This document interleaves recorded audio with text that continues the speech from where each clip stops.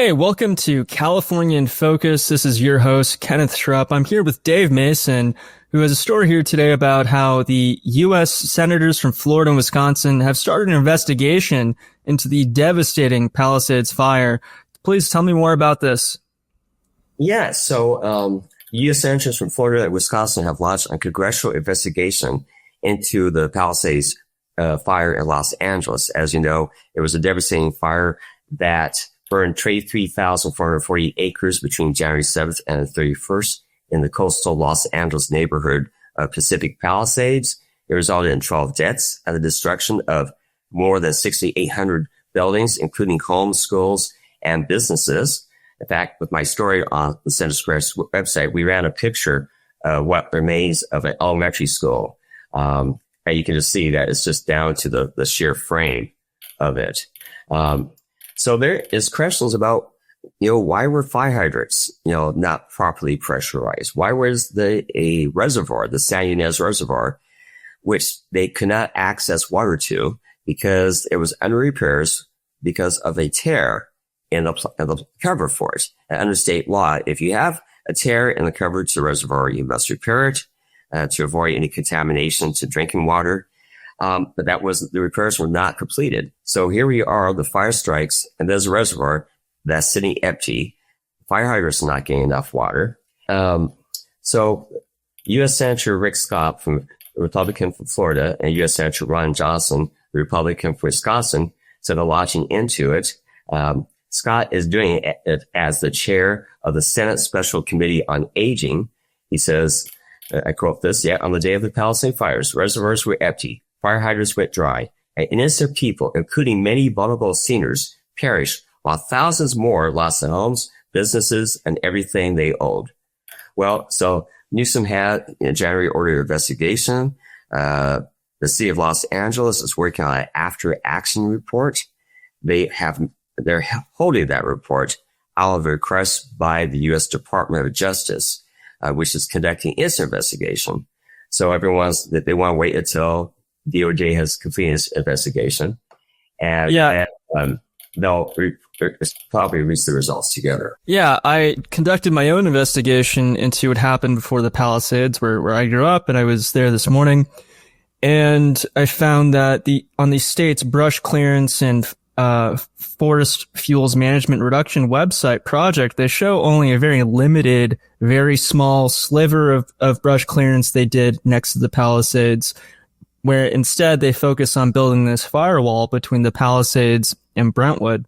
And that ultimately is where the fire stopped, showing that these just basic brush management practices are something that could have been focused on to prevent the fire from getting out of control in the first place. Obviously, having water would have helped. But it really comes down to, we had 2 years of record rains followed by a drought. Those 2 years of rains created tons of brush and tinder that in California, that's just the natural cycle of things. The entire state used to burn every few years. And by entire state, I mean the cumulative acreage of the state would be burned about every 25, 30 years, I believe. So this is nothing new to California. What is new is that we've decided not to do proper management.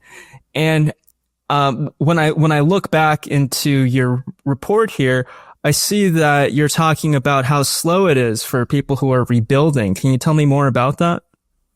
Yeah, so and that is something that is part of the investigation, the fact that they want to get the building process improved.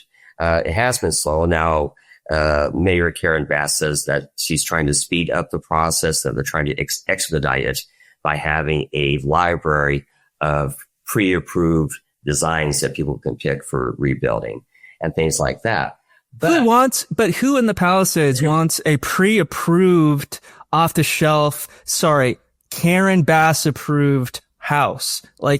These are people who built wonderful custom homes for themselves, and they're expected, we can't perform our job of providing rapid approval of projects, so we're going to ask you to pick one off a shelf. Is that fair to people?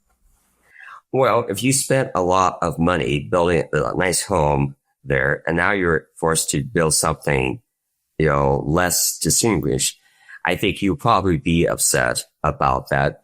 And the thing that's interesting too is not that much has been improved.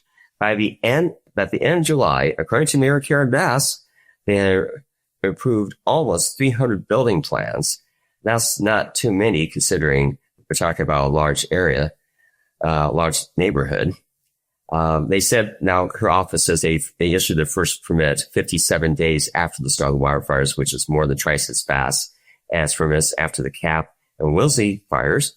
But it's interesting because the devastation is still there. The remnants of the community is still there, and they're still trying to rebuild. And we are almost a year later. Now, interesting enough, U.S. Senator Rick Scott wicks the Pacific Palisades, and he toured it with one of the fire victims, Spencer Pratt. And he said he was heartbroken by the wreckage. He said, I became concerned as people within the Palisades community share their perspective on how much Los Angeles and California have mismanaged funds that were supposed to be directed to preventing and responding to these wildfires. Now, this is what Scott wrote in a letter to U.S. Interior Secretary Doug Burgum. He's asked Secretary Burgum to look into this further and to respond to the senator by September 24th with information on what the senator is calling California's waste, mismanagement, and inefficiency. So oversight is accountability are two constant roller coasters in government. It's a never wavering effort to see how was the money spent, when was it spent, how it should have been spent, why did the money produce the results that were desired. So if this money is being spent on wildfire management, why did this happen? Why was not a better response to the Palisades fire?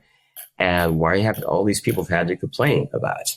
Well, the reality here is that the Palisades Fire started on the state park that surrounds the Palisades, Topanga State Park. Mm-hmm. And the state of California allocates a extremely small amount of money for brush clearance every year. In recent years, I think it's been just about $200 million.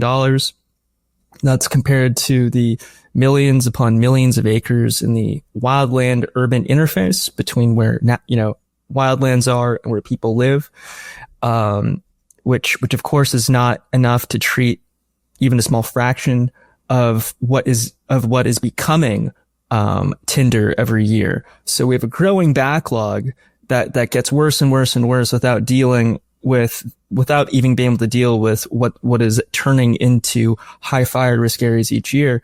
It's a very unstable situation, and unfortunately it seems like this one was the state's fault.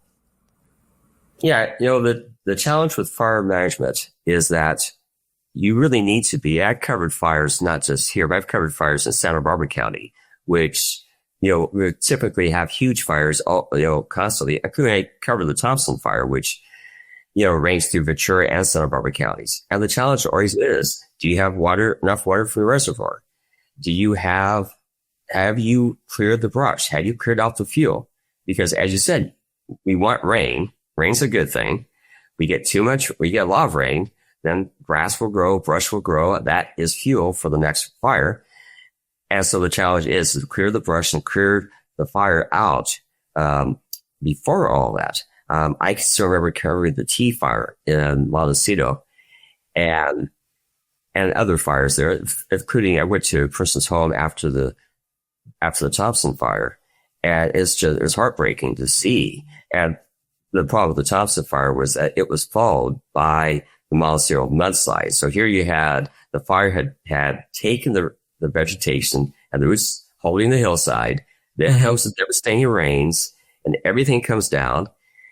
And those people had to contend with insurance companies and FEMA and a lot of challenges. But I think probably the conventional wisdom is that when it comes to wildfires, the best approach is to be more proactive than reactive. And that's, I would say, probably most firefighters and fire departments would echo that. Well, it sounds like the senators are going to get to the bottom of this man-made disaster. Dave, thank you so much for your time today. As always, please keep up with this and more at thecentersquare.com.